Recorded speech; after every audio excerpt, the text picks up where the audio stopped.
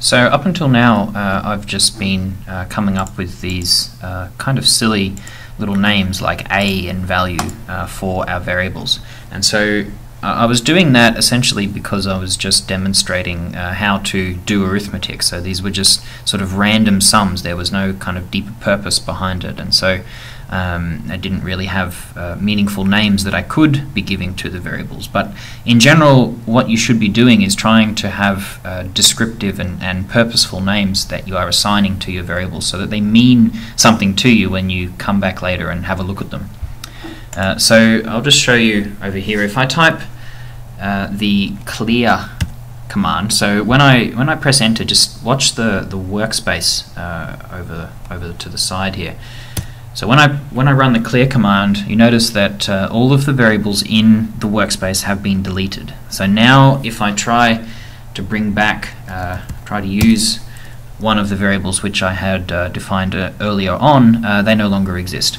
And so if you use a variable which you haven't defined, then you get this error that you see on the screen. It says undefined functional variable, and then it gives you back the name that you were attempting. So if I type in force, then there's no such variable called force, and so therefore we get that error message. One more thing I'll show you, CLC will just clear the screen and give us a nice clean command window so we can move on to something else. So what I'm going to do is run through and talk a bit more about variables and assigning names to them. So one of the things that you're going to have to learn fairly early on in your use of MATLAB are the rules for variable names. And so we'll talk about these in class, but just the most important thing is that there can be no spaces or punctuation in the variable name, with just the exception of the underscore. So for example, something like this is not a valid variable name. You can't have a space in there, but you can use an underscore. So that's the only special character, if you will, which is permitted in a variable name.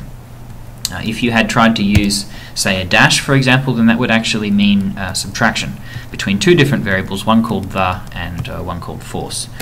And so in general you can't use any special characters, so stick with underscores, or perhaps using capital letters to denote the beginning of a new word if you would prefer to use it like that. So those are the basic rules for naming variables, so try to keep them descriptive and meaningful, and also no spaces are allowed. So let's run through a basic example. Say we want to calculate the force due to gravity for a 100 kilogram object. So a meaningful thing would be to say that the mass is equal to 100. So that creates our first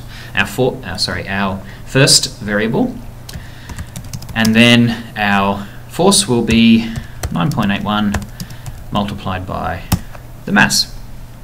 And so it's a pretty simple calculation, but that's sort of demonstrating the process that you would follow, say, if you were building up a calculation from more simple steps.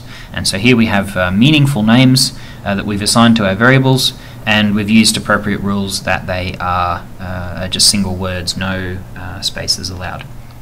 So there's one final point which I need to make about variable names, which is that they are case sensitive. So let's say if I type force, simply that gives me back the value which is contained in that variable, but if I use a capital letter, then it says undefined functional variable with the capital letter, and then it actually offers a correction. Did you mean the lowercase version? Which is a pretty nice little feature that it's doing there, but as a general rule, the names of the variables are case sensitive. So if you're always using lowercase, then you have to continue using lowercase when you are referring to your variables. So yes, I did mean the lowercase version, so I press enter, and that is, there you see the result printed out.